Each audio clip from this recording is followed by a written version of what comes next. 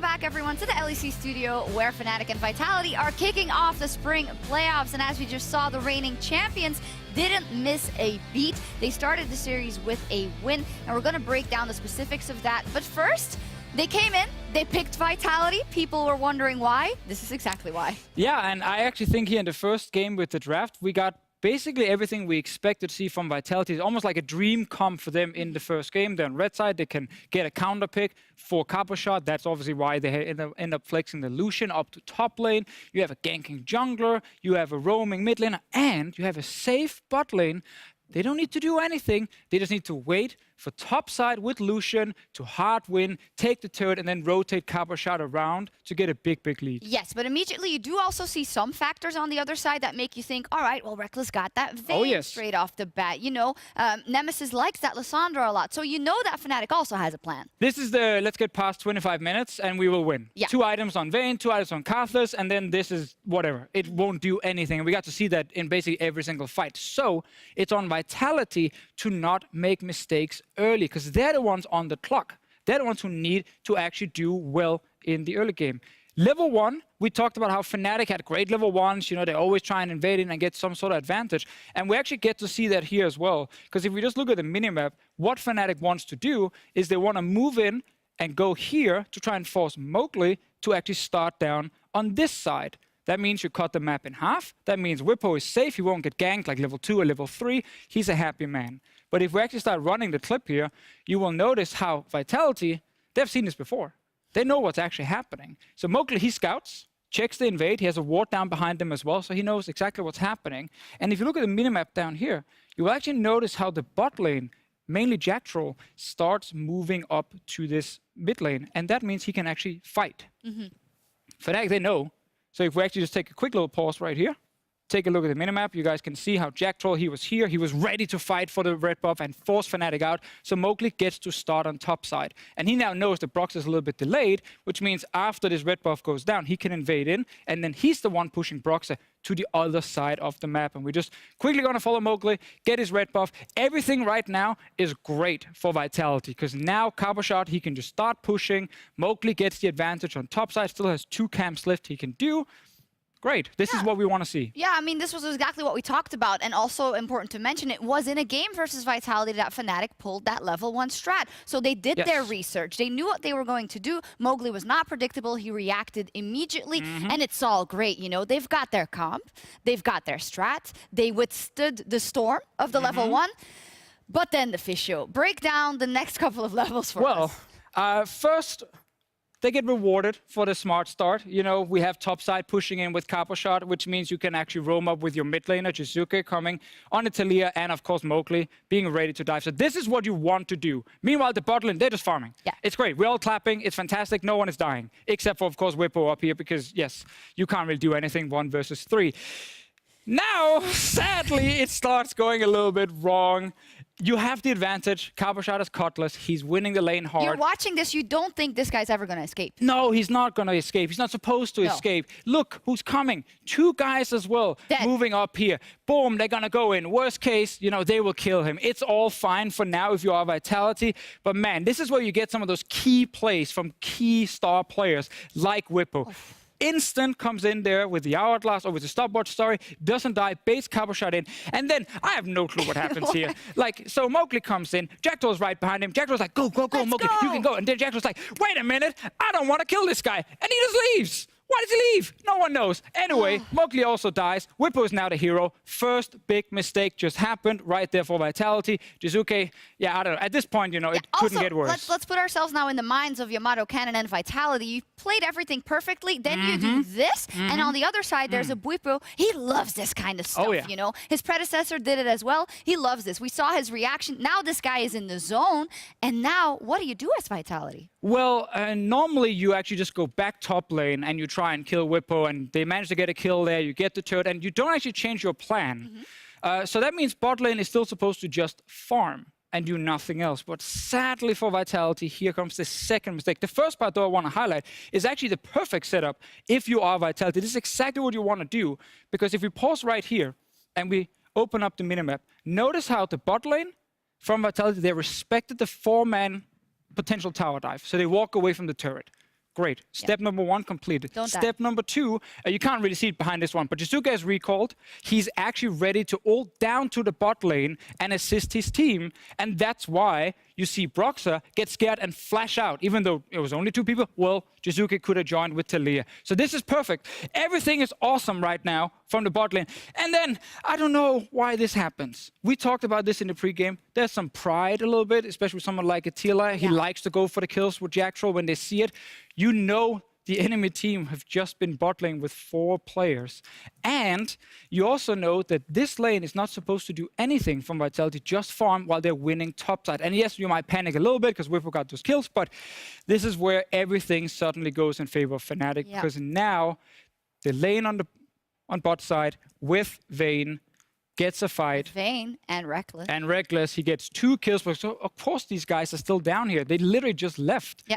And for this, when you watch this, you know, okay, it was starting to go south for Vitality, and this is where it actually seals their fate, because you know that Fnatic is now not going to give that lead away anymore. Yes, they completely outscale here. But did you see enough convincing things to say now, okay, this is it completely, this is a 3-0, they're tilted off the face of the earth, Fnatic is super strong, or where are the opportunities for Vitality going forward? I think Vitality would actually be happy to rerun the same draft, play the same game again, because they showed they knew what to do. Dive top lane with 3 players. Great. Sure, misplay. That was a problem later.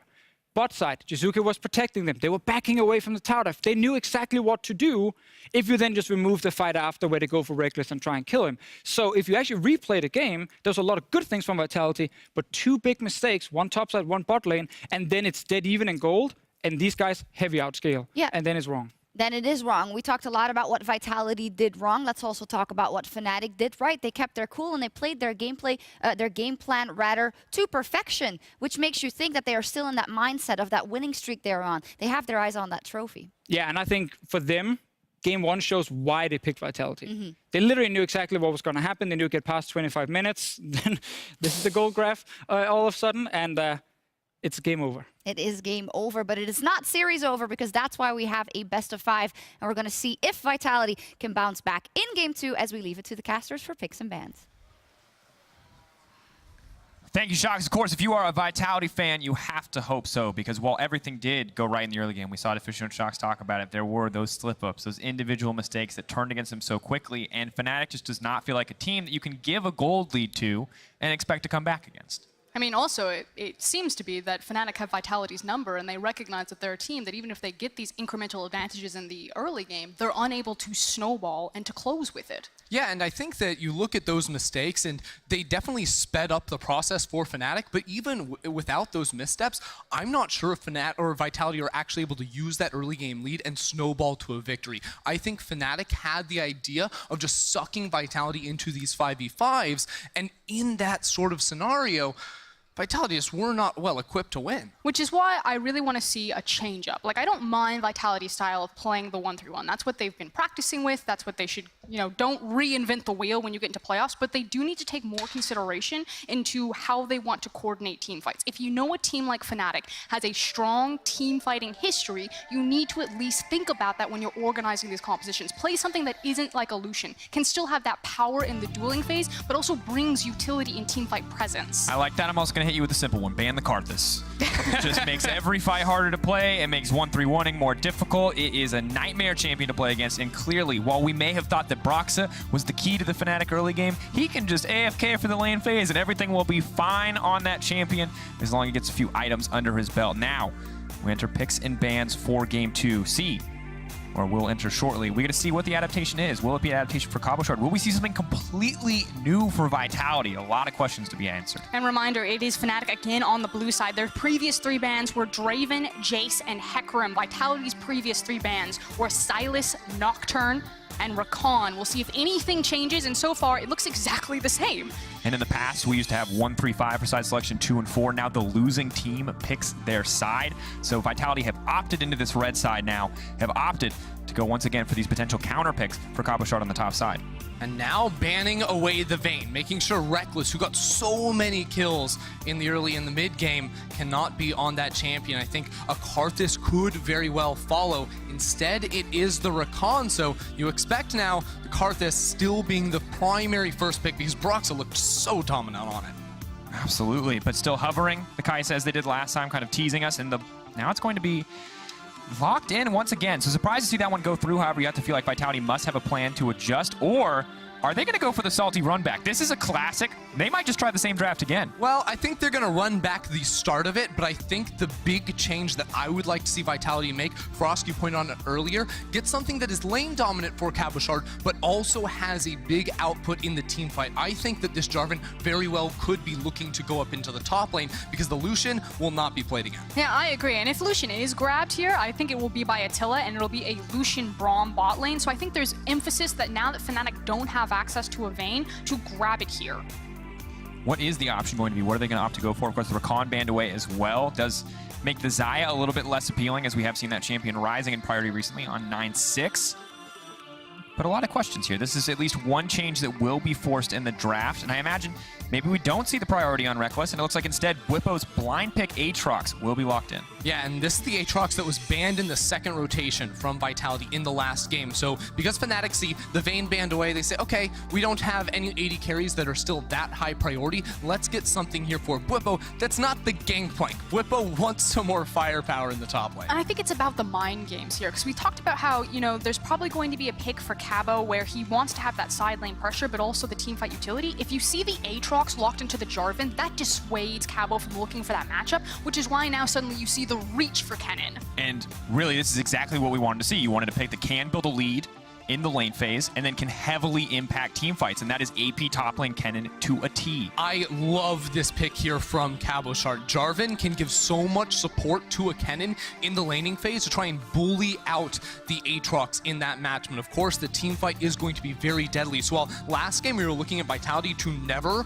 group up as 5, this is a team that can use the pressure of a Kennen in a side lane to push the wave and then collapse and look for the team fight. But it's still the same core identity, at least with these 3 picks just on the board. You want to make sure that Cabo is the beneficiary of a lot of your resources, a lot of your attention, because we've seen Odoamne how potent and powerful an AP snowballed Kennen can be in both team fights and a side lane. It can be so hard to deal with if you are a team like Fnatic, but they have Aatrox in the top lane. So while last game it was Vitality making mistakes and giving over kills when they dove Bwipo up topside, now post level 6 it becomes near impossible to actually single out that champion.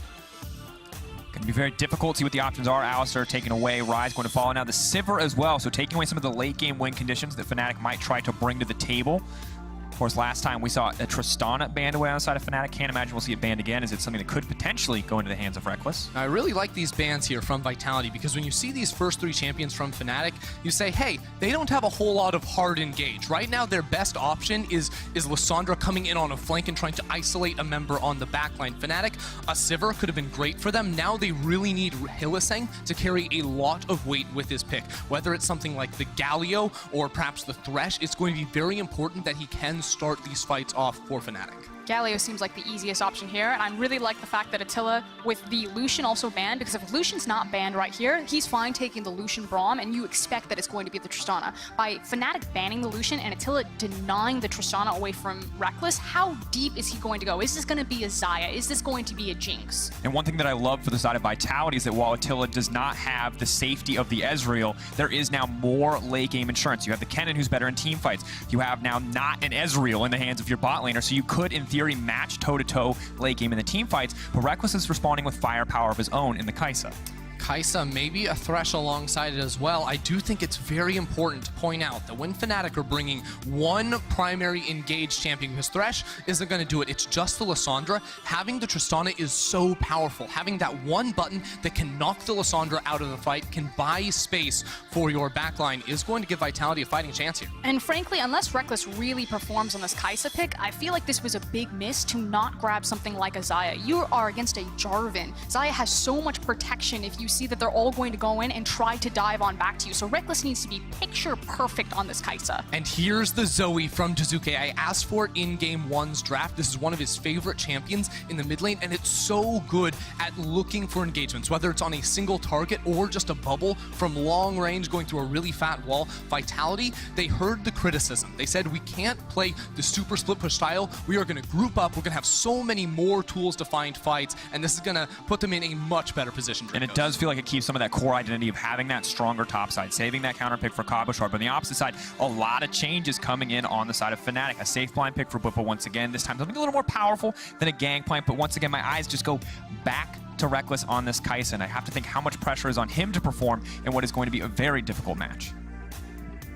Going to be so huge for him here. Reckless did so much work in the last game on the Vayne. Now with things changing on the other side, with so much dive coming his way, he will have to step up on the side of Fnatic, and it hasn't been hard for him in the second half of the split or in game one. This man has been on a roll, and now Fnatic, with a 9-game winning streak, do not want to stop. One of the cool things about Kai'Sa, though, is, again, if we talk about how Fnatic's compositions kind of have these blueprints of being able to play out into a side lane. So the idea is, if Vitality do get their style, if they do play solo side laners, things like a Vayne can also duel out into a side lane. Things like a Kai'Sa can also swing out with a W. And I'm going to have to cut you out there, Frostgarden, because we do have Lore standing by with Vitality's coach, and we'll see what he has to say about the series so far.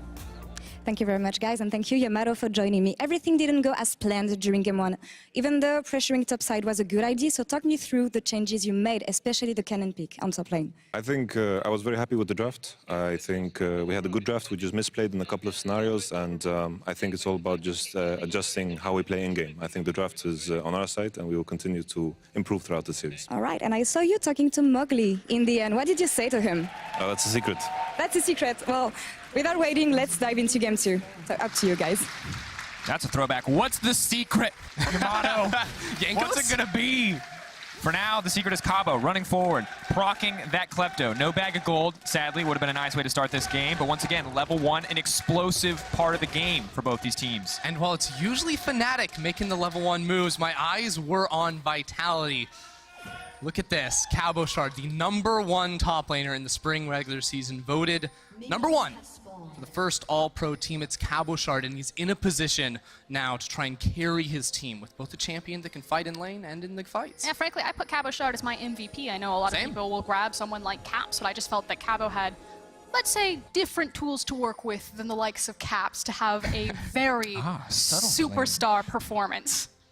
And now, of course, the pressure just continues to mount on him because while Vitality have drafted more tools, more late-game insurance, let's call it, it's also still Cabo in what should be a winning matchup for him, where he is expected to get a lead, because we know what happens with the team fighting Kennen when he gets behind. It's not a very strong pick. No, it's definitely not fun. I think it is worth pointing out here the sort of dynamics of this top lane with their rune choices. Because on the side of Fnatic, Bwipo is going for the Arcane Comet on Aatrox, which isn't something you always see, but is very good specifically up against Kennen. Because Kennen's biggest weakness in top lane is he has no form of innate sustain. And that's what makes rune choices like the Kleptomancy, where he can get some extra potions, as well as the Domination Tree, where he will go Taste of Blood and Ravenous Hunter, become so powerful. Because on this Kennen pick, you are constantly tanking minion aggro, because you're walking up, you're auto-attacking to proc the Klepto, and that's going to chunk you out in lane. With the survivability tools, he's going to be in a much better spot. But now we see a departure from what was the Game 1 strategy. They think they're safe. They think no one's going to come. They think it's just going to be topside, but they're oh so wrong. Reckless trying to make it out to safety. He can't click the Lantern, and that's first blood taken out for Vitality. And that is a combo that Vitality know how it works, because Fnatic were the ones that made it. This is the Tristana Braum, the ability to immediately proc the Winter's Bright, to jump on top of someone at level 2 and just nuke someone down. Mowgli didn't even have to be there. It's just a beautiful play on so many different levels. It's Attila taking the jump at level 1, and it's Mowgli changing his path. He went from red buff straight to bottom side, and now with Dazuke, they're trying to punish Broxo, who's trying to counter jungle up here. Brock's going to be in a tough spot. He's going to be sleepy. He has to be dead. There's literally no way out here. Beautiful start for Vitality. They were strong in Game 1. They're looking even stronger in the early game. It's Game 2. such a good early game play here, and it's Mowgli. And this is the secret. I've got to say, this is the secret that Yamato Cannon was telling him before the game started. He's off to a great start. And it's ingenious pathing from Mowgli. The fact that Broxa just saw that Mowgli was bottom, the mentality is like, I can walk into this guy's Raptors camp. This is free. I'll at least get to trade back some sort of experience. But Mowgli just hoofs it across back to find Broxa on Raptor camp and gets a free pickup. And honestly, we look across the board, this is exactly the kind of turnaround, exactly the kind of start that Vitality needed coming into Game 2, and we can take a look back at some of this action as it played out. We'll hold that thought for a second, though. Jactrell now moving down for a little bit of vision, and Fnatic very wary now, you can tell. Suddenly worried about the rinse and repeat, but Mowgli has returned to the top side of the map. I like what Jack Troll is doing here with the very deep vision to make sure that they can catch Broxah at any point. The game plan seems to be that we are going to find Broxah at every turn as we take another look at that replay. And it's just such a good start, because it's Jizuke flashing forward for the immediate Winter's Bite, and Attila with the W at level 1. They're maybe even looking for more kills, because if you get the first blood, that's going to reset. And I think the pathing was super important as well, because it was Mowgli going straight red buff on top side to the bottom lane, and Broxah, who changed his pathing initially, last game he started blue buff, got invaded on, this time he went to red buff to go topside, was nowhere near to try to react.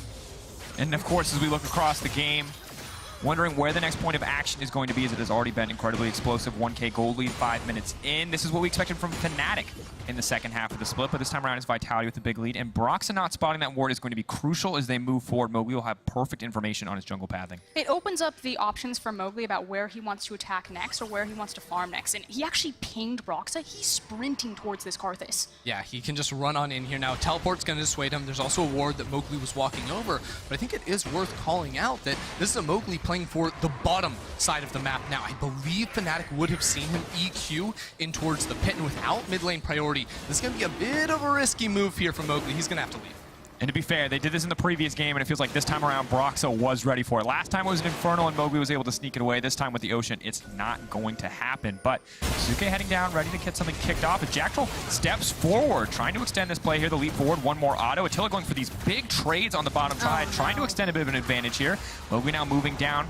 3v3, but both sides are just going to back off. It almost looked like disaster. I kind of held my breath for a moment because I was like, oh no, Attila and Jack Troll, they know that Fnatic are on the bottom side. Why are they overreaching here again? But Mowgli smartly covered for them, also cheating down, denying Broxah the reach around to land the wall of pain, and Attila and Jack Troll still in safety. Yeah, Attila gonna get hooked up here. Hilla saying, will he pull the trigger? With Broxah waiting in the wings, they're looking for the counter gank. Trying to keep it going, looking to stack some concussive blows, but immediately the TP's coming back. Fnatic classic, Jack Troll now in trouble, is all but set to die. Bwipo now stepping forward. Can he get out of the chains? Does manage to step away. Jack Troll just barely maybe going to be able to live with the flash forward. Broxah going to be able to grab it in the end. It's a beautiful punish from Fnatic to have Broxah waiting there, to have the TP come in from Bwipo, but also a massive mistake from the side of Vitality. Cabochard had just reset and used his own teleport to get back into the lane. Bwipo had his up, so Vitality only ever had the opportunity to have 3 members in the bottom lane, where Fnatic, they brought 4. And it just has to be said that there just seems to be a desync between Vitality's bot lane and the rest of the map. This is time and time again that Jack Troll and Attila are the breaking point for Vitality, not just in this playoff series,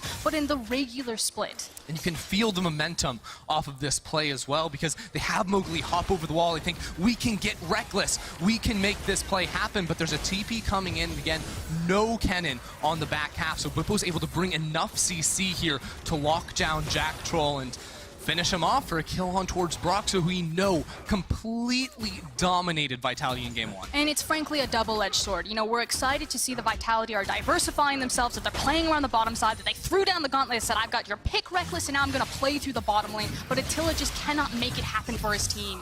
Ooh, and this is going to be a difficult spot for Bwipo to find himself in. The stun not going to connect from Cabo in the end, but trading the ultimate for very little there. Flash as well, still down for Bwipo, so in the end, a favorable trade for Cabochard in terms of summoner spells, but obviously health very much in favor of Bwipo. And Cabochard, of course, going to have a CS lead, and now Bwipo with no flash and no ult, and the wave pushing against him at the time being, that's just a little...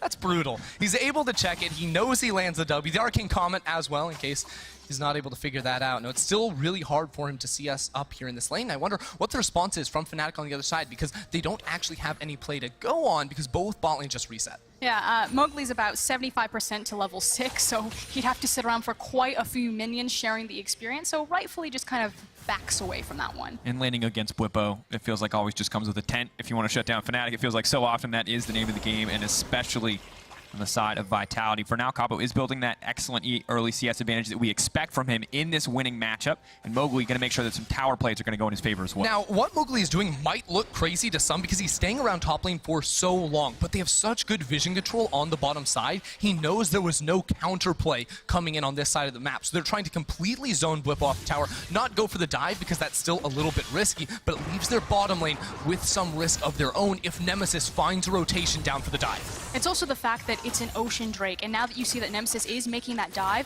that you're still dealing with both summoners on Jack Troll and Attila, having access to the flashes, and then it's a Tristana and it's a Braum. So like Deficio was saying, step 1, back away from the tower. Step 2, make sure that you get something else on the top side of the map. So we see a complete trade here because it was Vitality that zoned Whip off the tower for about a wave and a half up top side. The same thing just happened towards Attila and Jack Troll on the bottom half of things, but you have to wonder, like, what is better, to have an Aatrox down in CS or an AD carry Tristana down in CS? And I think that's going to put Attila at somewhat of a rough spot here as Rekkles cashes in on both minions as well as these plates. And there's no Herald here. So we are just seeing the Ocean Drake being given over for free. That's going to make a lot of these lanes a lot easier for Fnatic. The jungle, especially Brock's in a position where he can donate future blue buffs because that Ocean will keep him topped up in the jungle, keep him clearing quick.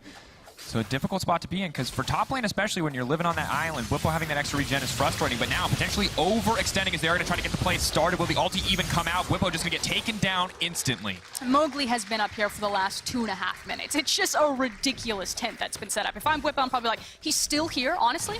Yeah, I mean, it's a huge investment of time on the side of Mowgli, and Whippo, ultimately, he does have to farm. He's going to be knocked down quite a bit, but this is what the turnaround now for Vitality, because they were sort of losing when it was going even with the denial of the Aatrox, the Tristana. I think Fnatic had the edge. Now that Mowgli got the kill up top lane and is looking for this Herald as well, that's going to give Vitality the tools now to try and knock down some more towers. And honestly, perfectly timed then in the end to get this play in their favor, but Fnatic looking to respond with something of their own on the bottom side. A few more tower plates, a bit more gold into the pocket of Rekkles and Hylissang, and getting this Kai'Sa rolling. Of course, 2 items, a very strong spike for Kai'Sa still if she wants to go for the full evolution route. And notice now how Fnatic are actually moving around the map, because it's no longer Broxah and Nemesis coming towards bottom lane, because I don't think they are fully confident in pulling off a dive themselves. Instead, it is Broxah just hard clearing his jungle, trying to get as much golden experience as he possibly can, while Nemesis, when he pushes out the wave and has nothing he can pick up,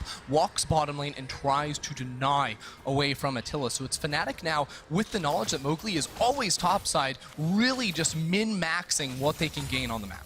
And constantly threatening this bottom side. You can see Fog of War, not a lot of information for Vitality. They can make some guesses, they can make some assumptions, but it's a consistent commitment of 4 members to the bottom side, and with 1 tower plate standing, well, 1.5 here. It looks like Fnatic will just be able to barrel down and take out this tower.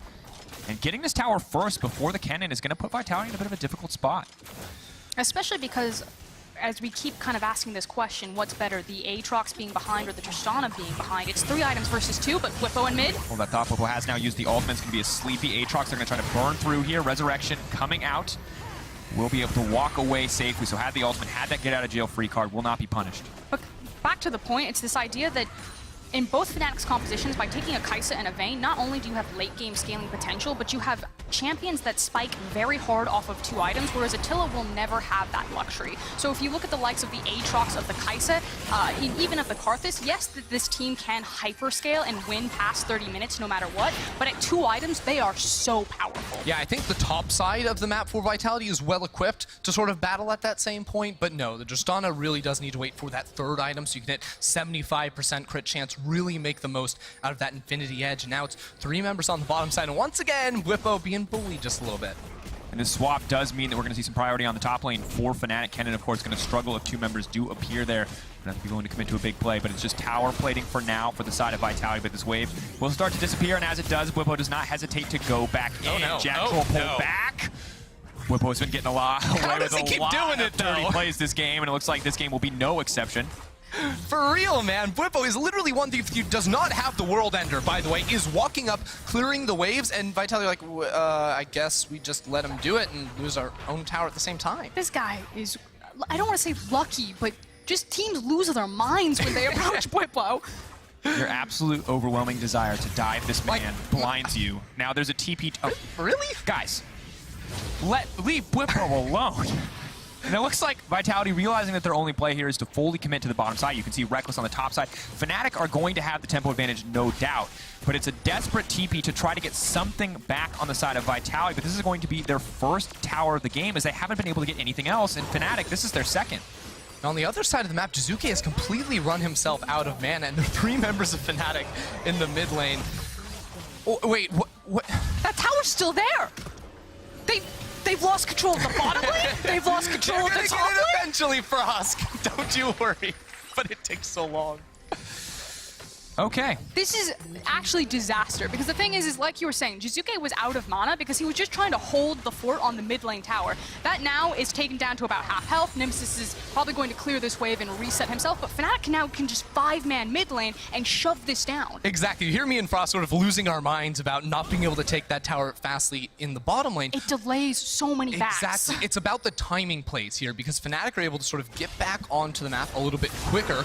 Jizuke still hasn't reset as well, and the only tower Fnatic have yet to take is this mid lane hour, which is already at 50% HP. So now Jizuke has the blue buff, can hopefully try to clear away these waves, but those are the things that have to be running through the minds of Fnatic, because this is a team that is so good at using advantages, finding windows, and that's what the timing gives them. And you can see on the bottom there that the plates taken is actually very similar. The difference is that all of the plates are very focused for Fnatic. That's 2 towers down, only to the 1 on the side of Vitality, so they're going to get a lot more map control there. And now it just feels like we're once again in a situation where, yes, Cabo feels pretty comfortable on a side lane. Yes, Jizuke seems okay, but that bot lane is just going to struggle as we move further into the game. Now here's the thing though, is we've been fairly critical, I think, of Vitality so far in this early game, but it's a different story when it comes to the team play than Game 1, because Game 1, Fnatic had the scaling, they had the team fight, Vitality had nothing. Oh boy. Hold on. He's gonna get out scot-free, but the difference is now Vitality are the ones with the... Oh, what? Jizuke! What? Did you forget about the... They always forget about the Karthus. Ladies and gentlemen, you have 200, 300 less health than you think you do, and that means that Brox is just going to grab a kill. And these are these uncharacteristic mistakes that you can just not make against one of our top teams like Fnatic. You know, if Jizuke survives there and he's able to wave clear, you're delaying a little bit more. I'm like, you know, the issue with Fnatic's comp is they don't have the hard engage if Nemesis isn't also helping them push that mid lane. Zoe able to absorb 3 people's pressure and stall it out for Vitality, but he's caught. He's chipped away. He makes a mistake. I think it's the pressure of the moment here for Vitality, because we've seen it from their bottom lane, their mid lane, mistakes that they just should not be making. This is a playoff caliber team. This team should come into this match and be able to contest, but all of a sudden, it's these moves that you don't expect to see out of this squad, and it has to be the moment where they know they're 1 game down. They just made a couple of misplays. It felt like Fnatic had more control over the map, when in reality, this is the game now where Vitality can play the waiting game a little bit. Tristana is one of the best AD carries in the late game. The range she has is so powerful. They have teamfight tools. Just don't go in 1v5. Have to be careful about the risk that they are going to take. What options they are going to go for. Nemesis throwing the claw over, threatening Vitality, and you will see Attila revealed now in the mid lane. We check in on the itemization though. You talk about stalling for the late game. We expect 3 items on Attila if you're on the stall for the late game plan. On the opposite side, we already mentioned it for Reckless. 2 items is the name of the game for that Kai'Sa. Of course, the Ginsus and the Stormrazor here. So not too far off that point, and that's a terrifying spot to be in, unless, of course, Jizuke decides to one-shot him. But Hylissang is there to block him out. He's not going to get knocked out. Yeah, They've got Cabo rotating over. Yeah, Cabo is here. Vitality, they want to 5-man and knock down this tower. And with Fnatic split up in side lanes, they don't have the numbers to be able to contest. Hylissang looking for the hook. Not going to find it there in the end. Reckless will move back to the mid lane. Of course, Bwipo free in the side lane, though, to continue pressuring in. It is now 3 towers to 3. Vitality doing a good job of evening things up. And Jizuke, it feels like some of these bubbles must just be a point and click. Jizuke, definitely one of the better Zoe players here in the LEC. But I really do like what I'm seeing now from Vitality and how they're playing their side lanes. Because last game, it was sort of a battle of attrition where they had to constantly just, you know, have Lucian in the side lane, push up, try to take towers, which they could not do. Now it is very different. Vitality are pushing the side lanes and using the responsive Fnatic, where Bwipo and Nemesis have to go to the sides and pick up waves to attack in the mid lane. And while it's not a team fight this time around, it is a tower which will later transition into Vitality looking for the engagements. Hold on, Bwipo, maybe a 2v1. Of course, have to be careful here as this has turned against Vitality once or twice already. But Bwipo now, I think, willing to take the fight here. If his ultimate does fall off, he's going to find himself in a tough position. Now stepping forward, realizing that he may have overstayed, but the auto attack actually going to block it, so he gets his health back. This is real now bad for Vitality. Over, Reckless on the way off. All it's going to take is a little bit of CC, and Kai'Sa's going to come flying in. And there it is, Reckless on cleanup duty. 2 kills instantly picked up. Vitality once again overextend. Attila just needed to wait half a second there, just a little bit more time before he could knock down Bwipo without giving him the full revive. But it's never a true 2 versus 1 with a Karthus in the game, and with Fnatic reacting on the other side of the map. Off of the back of that play, again, Vitality overcommitting for these small skirmishes. They lose 2 members, they're going to lose a tower in the mid lane, and full push on the map. The flash play. Jizuke now trying to sidestep his way out of there, but Brox on a killing spree. Now locked up Mowgli. Oh no, he's just gonna get taken down once again. Reckless grabbing the kill as well, and instantly a massive gold lead in the favor of Fnatic. 3K, almost 4K in their favor. From bad to worse for Vitality fans right there. It's the fact, again, these very small mistakes they make, someone overstaying on the top side of the map. It's the fact that not only do Fnatic punish the overextension, but they've already got another wave prepared where Nemesis is like, guys, just rotate very quickly to mid lane. If anyone overstays, we pull the trigger. Haley looks for the flank. Suddenly 2 more members are dead, and the tower is gone for free. And Bwipo, hey guys, if you want to rotate top, I'm also fed this wave in. It's just falling apart across the board here for Vitality. And if you look at the gold, you see where did these teams invest their resources early on? Well, on one side, it's Reckless with a 2K gold lead. On the other side of the map in the top lane, it's Cabochard with a massive advantage as well. But we just saw Bwipo, even down in gold, is holding his own in the 1 versus 2, and Reckless is scaling into this Kaisa monster in the late game. Let's check it out one more time in style, because again, look at the bar underneath Bwipo's HP. Once that times out, it goes red. That means it's low until it just has to finish him off. I'm not even going to say anything for that one. Bye-bye. One man got deleted. That's really all that it is at the end of the day. Reckless continuing to just be where he needs to be with the rest of the team. It's so easy for Fnatic to play this one out. They have a lot of mobility across all these champions to find these picks. I mean, at this point, Fnatic are just sharks. They smell blood in the water. They're hunting Vitality and tearing them apart. And really, I think you just always have to give respect to this Fnatic lineup, because you just... First half of the season, everyone, I think, thought that they were done. But the way that they have turned it around in the second half has been immaculate, and they just continue to prove, of course, on a 9-game winning streak after that last game, will move up to 10 if they win here, and they are looking pretty unstoppable. And the thing is you expect, you know, it doesn't matter. Fnatic, they're a very veteran team. They don't necessarily need a streak behind them to find momentum. For Vitality, this is a huge momentum-based team. This is still a very young squad, you know, coming into their 2019 season of the LEC and going down 2 games. I mean, for me, that's like, this is going to be a 3-0. If Vitality lose here, I don't know where they find the fire, where they find the fuel. Yeah, it's scary too, because Vitality, they had the momentum at the start of this game, right? It was Mowgli's, you know, creative jungle pathing to get them such a big lead in that bottom lane, but then they face plant, right? They were going too fast. They just skidded off the rails, and now down 4,000 gold. Yes, they have the hope of a perfect team fight on the horizon, but with the way Fnatic have been playing and with the way they have been controlling the map thus far, it doesn't feel like they're giving any room for Vitality to sort of retake parts of the area. And this was something that when we went back and watched the tape from Vitality versus Fnatic the first 2 times, it was always the fact that even when Fnatic lost, they felt like they were being the ones that were dictating tempo and pace. And outside of a very impressive early game from Vitality, they've just been reactive to Fnatic. Ooh, and now I think you're kind of just waiting with bated breath. Of course, 2 items now coming in for Attila. The 3rd item going to be crucial if they want to go later into the game. And it's not a last game. There is a lot more options once again for the side of Vitality, but Nemesis clearly out for blood. Cloud Drake going to make it that much easier to close the distance. Nemesis ready to go in. You can see Jackal now in trouble, trying to retreat with the Unbreakable. Jizuke stepping forward, but taking so much damage in return. Bwipo ready to fire there, but they're not going to be able to grab any kills. Still a lot of pressure. I take that back. We're going to wait and see. Where's it going to go? Oh my word. Now look at Fnatic. They're going to go over here towards the Baron. I think it's just 22 minutes into the game, but that ult did so much damage, Jizuke had to go back to base. Now he does have the teleport, so he can get back here on towards the map, but Vitality, they're going to have to check in. And all eyes need to be on Mowgli. Doesn't have access to the flash, doesn't have access to the blast cone. He needs to flag and drag into this pit if he wants a chance. They're going to get a little bit of sight there with Redemption. 2K, Fnatic now retreating, not willing to take the risk. Mowgli stepping forward, though. They're immediately going to try to turn on him. But we're not going to be able to find the second stack of the Darkened Blade. They will force Fnatic off of the Baron for now. Vitality, are they going to look for the fight here? Big risk, but they might be willing to take it. Yes, because they have Cabochard, who's level 14. Finally, the Kennen is actually grouped up with Vitality, so Vitality feels so confident right now. Vitality also have minions here in the mid lane. They're trying to siege down under this tower. There's a very brief window of time where Vitality have control over the map because of the mistake. Go Cabo! Oh! Immediately, Cabo trying to leap in. Bronson not going to get taken down, though. Cabo goes golden, but in the middle of the team, there's no ultimate available. He's just going to get taken out. Meanwhile, on the backside, Attila gets 1, going to try to find 2, but the stopwatch is there for Bwipo.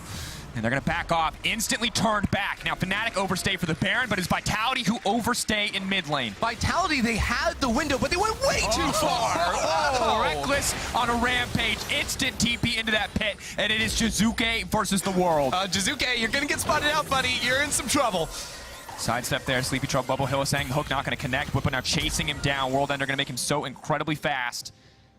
Jizuke just trying to buy time, just trying to stall, just trying to get anything done here, but there's so much damage going to be laid down on this Baron between the Kai'Sa and, of course, the Karthus as well. Yeah, Jizuke thinks, hey, if I pull the 80 carry off the Baron, they can't take it. But there's still a Karthus inside of this pit, so at just 24 minutes, Fnatic will claim that objective.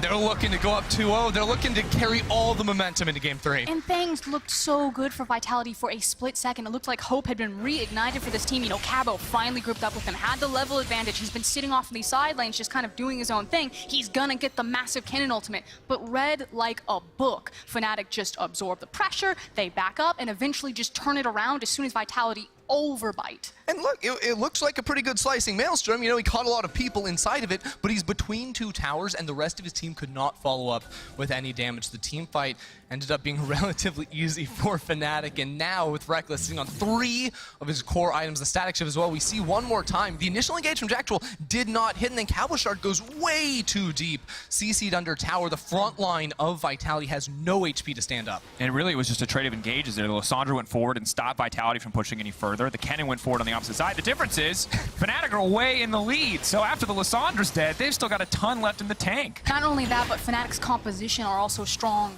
right now. There's still so much wind-up time for Vitality. So again, it goes back to this point. It just feels that Fnatic have Vitality's number. They know exactly how they want to play this series, and they're just 40 chess every single time. Ooh, Nemesis could use the Proto Belt to dodge the knockup, but still, the ultimate is there. He's now running for his life, and he will make it out. Flash is forced in the end, however. It's about the best thing they could get in this situation, but you got 5 people towards the bottom side of the map. Rekkles just needs a few seconds with this tower to knock it down to Vitality. They need to find an engagement, it feels like, around one of these towers, because if they don't, Fnatic have the tools, just split up the map, knock down these towers, and win without a fight.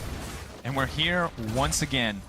We were here last game where we said the miracle fight for Vitality is what it's going to take for them to find a way back in the game. And we've said it before, and I'll say it one more time. They have the tools to do it. But it is still, feels like a nigh impossible task. It's a 10K gold lead this time around. An even bigger lead for Fnatic here in Game 2. And this Kai'Sa is terrifying. Broxa is once again at that murder Karthus point where his ulti is going to take half of someone's health away. And if you talk about items, this is the second game in a row that Nemesis on Lissandra has gone for the Mejai's Stole Stealer as well. So you can just feel how confident Fnatic are in this game. Again, it's a 3-1-1 push at the moment because this top inhibitor is exposed. They are so close to knocking it down. You see Vitality have to send so many members to defend. It also means that it denies that Kennen ultimate on multiple members again. By splitting up the map, by funneling everything into Vitality, they need to pick. You know, are we going to go for a pick, or are we going to try to flank the other 4 members? And they're picking neither. They're actually just watching themselves lose the game. All 3 inhibitors are now set to fall. Baron buff still up for 45 seconds. I don't think Fnatic are going to go for the win here. Jizuke desperately trying to get something back, clear out a few of these minions. But Vitality on their last legs here already in Game 2, only 26 minutes into the game. You know, last game Vitality waited until all 3 inhibitors and both Nexus towers were down before they forced a fight. I'd really like to see them do it a little faster this game. I unfortunately think that they've missed their window. So at this point, Vitality are saying, good news. We've got 3 farm lanes that will funnel into us, which means Tristana now has access to safe farm and hopefully can get to 3 items. Bad news, we're missing 3 of our inhibitors, and we have no control over the map. We can't go anywhere safely. See, now if I'm Vitality, I'm like, good news, there's still Game 3. And that is incredibly disappointing for a team that was in sole control of second for so long in the split. When Schalke started to fall down, Vitality still stood near the top of the standings, but in these last few weeks, so many teams have risen up. Fnatic, one of them, OG as well, finding their place at the top of the standings. Fnatic securing 3rd in what was, for many, what felt like a miracle run towards the end of the split.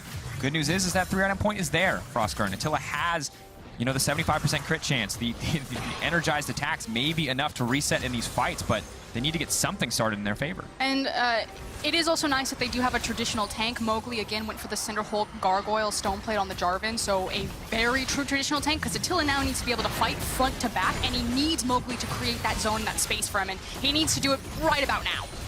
Whippo, though, now looking to push in for a bit more. There's a TP on the flank. Cabo Shard, it could all come down to this. One ultimate, but Mowgli's already almost dead. Cabo, where's he going to go? Flash forward, wants to get in on a Reckless, but he can't quite get into range. The stun is beautiful. It denies the engage until the entire team is going to get taken out here. But Cabo Shard flashing forward. He will get the one-for-one trade. But no, in comes the ultimate from Karthus. Fnatic now trying to clean house. There's nothing left for Jisuke. He goes golden, but it's just a matter of time. The Skittle not going to be able to pop as the flash does come out. But Fnatic setting their sights on the base. Vitality finding themselves caught against a wall. Fnatic absolutely dominating across both of these games. They are one win away from taking the series. Fnatic are just rolling in and making it look easy time after time. Vitality can pressure them in the early game, but no, this team knows how to play the map. They take every single objective on the map before finally running it down for the Nexus. And I actually like the adjustments that Vitality made to their composition. I love the fact that they picked up the Kennen, who gives them that side lane pressure, but also has teamfight utility. I love the fact that they had the late game insurance policy in the Tristana, as well as denying away from Reckless. But the problem then is not just the playstyle and the strategy that you're trying to execute, but the individual pieces trying to execute it. This is constantly individual player mistakes that are throwing the series away for Vitality. Yeah, they were not macro mistakes, they were not draft mistakes. No, it was just those individual players. And that's sort of the hardest thing to talk about and fix going into the next game, because on one hand you say, sure, we just don't do that again, we don't mess up individually, and we should be in a good position to win that game. But on the other hand, there's no real change you can make.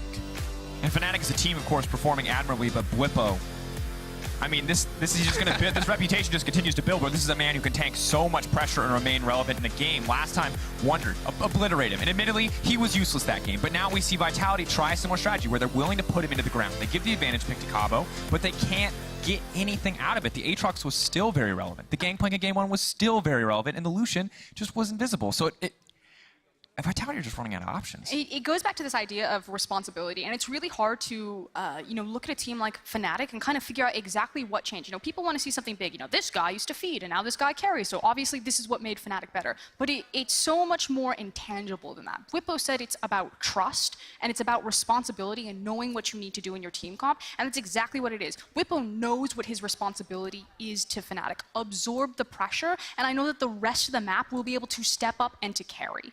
And it worked out so incredibly well for Fnatic here in game 2, but to get more insight on that game, let's head over to the analyst desk.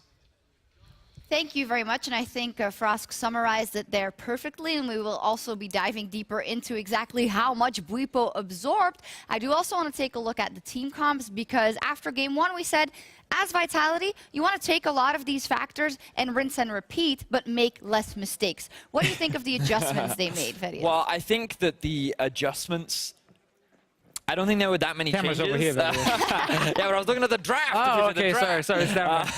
I don't think there were too many adjustments in the sense that you still got Cabo Shard, a winning lane that you could look to play around. They're still going up against the Karthus, so they don't have to be too worried about Cabo Shard. And when you're playing with a Tristana Braum, you do have a slightly stronger early game, which means that you can look to make plays, but ultimately it felt like Vitality came in with the same game plan, and it was just a matter of being able to execute better this time. I think Fnatic made a really nice adjustment when they took Aatrox in the first phase, because in the first game we had Renekton and Aatrox being banned. They're kind of some of the safest blind top laners you can get. They're hard to tower dive.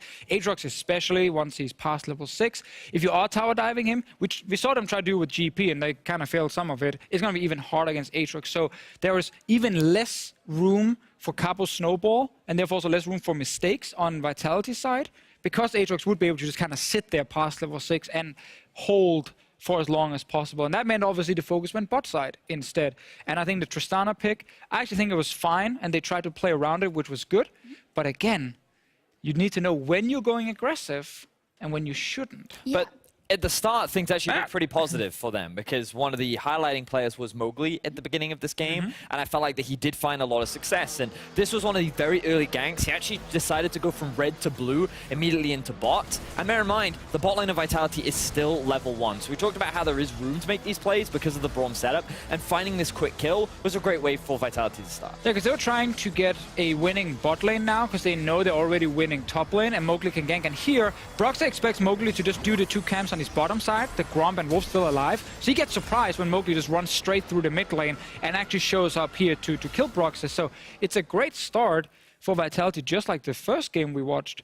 but then it starts going wrong. Yeah, and I think also some of the main criticisms we had against Vitality where Mowgli is not reacting well to these kind of plays early. They had a much better game plan. But as you said, after that is where everything, once again, and in much the same matter as in the game one, starts going south for Vitality. And we have him here behind us and on your screen also.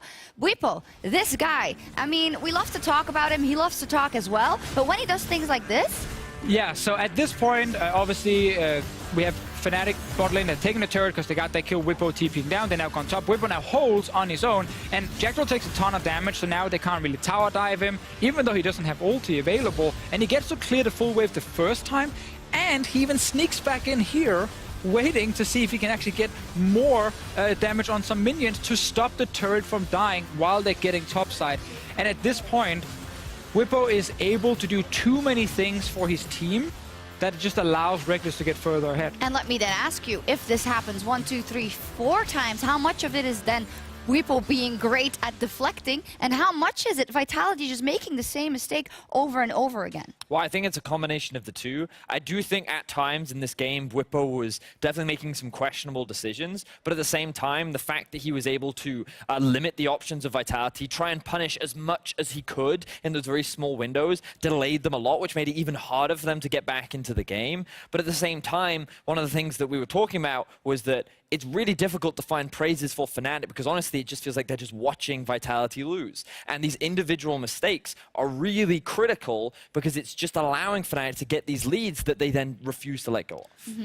Yeah, I think Bwipo, he makes some mistakes and the game plan is solid from Vitality in saying we will kill him. Like, there's the moment where he doesn't have all the flash and he just starts pushing forward on top side and he just dies right to a quick gank. But apart from that, I think it's almost a battle between can Bwipo die enough times before the bot lane of the bot lane of Vitality have now died too many times because they will like fly forward when Cabochard just TP'd back to his lane and Bwipo didn't. Yeah. And he TP's down to the bottom side. I also think it's nice to track Bwipo's development because we know, of course, last year he came in, so has broke his hand. He had to be plugged and played, and he's dealt with some criticisms, I think rightfully so. And he also said on Euphoria, now this is the playoffs that I also have to show it. So this is a great start. And it also seems that that Fnatic that is just on the same page that we saw the last couple of weeks is still there. Because it's very hard to say Nemesis played out of his mind or Reckless played out of his mind. That machine is working overtime. Yeah, and I think that's really interesting that it's the exact same way Fnatic are winning these games. It's once again, it's either you sack top lane and play heavy for bot lane like they did here with the TP coming down early, or you swap it around if it's Bwipo getting the counter pick. But he's not getting it because obviously Vitality are red side, so they can always last pick for Cabochard. And then it just becomes the bot lane show, and Nemesis literally just pushes his lane and goes bot lane. So Vitality chose blue. Okay, trying to change the next one. Okay. And as for what you just said, I guess that makes sense because twice you are on red side, twice you made your plan as such with Cabochard with a strong pick. Now, what are they going to first pick? What is their plan? And are they going to change everything up? Or should you still bet on that Cabochard? Well, I mean, this time Or they could be the ones to look to prioritize the Karthus. Maybe they're the ones that go for the scaling. But it's like, right now, I don't know if changes in the draft will be enough to change things for Vitality because I just need to see them just play to their win conditions. And twice now, we've said the bot lane just needs to let topside win. And topside has been getting advantages to allow Vitality to get to a state where they can actually fight Fnatic. But the bot lane keeps making these mistakes, they get punished for it, and then we never actually get to see an even match between the two teams. And that's where we now establish that the original Vitality win condition, it simply doesn't work against Fnatic. Because Fnatic, they will make less mistakes, especially around the bottom side. And that means you can't do this, Cabo will win his lane, bot lane play safe. It simply doesn't work 2 games in a row due to taking fights you don't have to. So I think with swapping here, obviously they want to try and get a mega power pick with first pick. And I think there's a chance they just go scaling and team fight. And say, listen, this early game snowball, we're not smart enough to play this style right now. We need to just try and go for something completely different, which in this case would be team fighting. What if they just attack the bot lane then? What if they just go for like a Lucian Braum lane or a Lucian Thresh lane and they just hard commit to trying to snowball? And if this bot lane is so determined to fight, then you put your faith in Cabo to be the surviving lane, and then you try and snowball bot. We just have to remember now, Fnatic red side, they have all the options to counterpick wherever they want. They could counterpick Bwipo support. will get something comfortable no matter what. Bwipo could get a counterpick on his side, and then maybe Cabochard is losing, and then it's all about the bot lane. And again, it's not really worked for them so far. So it's very, very difficult. they probably have to realize that it's something completely different and surprising they have to do. Yeah. Otherwise, Fnatic have shown they're just a better team. Yeah, from the side of Vitality, after, last year and everything Yamato said about it's time for the titles, this would be the biggest disappointment, I think, ever for those guys. So they have to put their brains in there and think of a plan. Think of a plan to maybe beat Fnatic and maybe run the gauntlet and the reverse sweep. But on the other side is Fnatic from 9th place after 3 weeks to match point against Vitality in the playoffs. Is there anything stopping Fnatic here in the spring split? Time will tell. Origin. But we're gearing up for I knew you would. game I knew 3. you would. Don't miss it.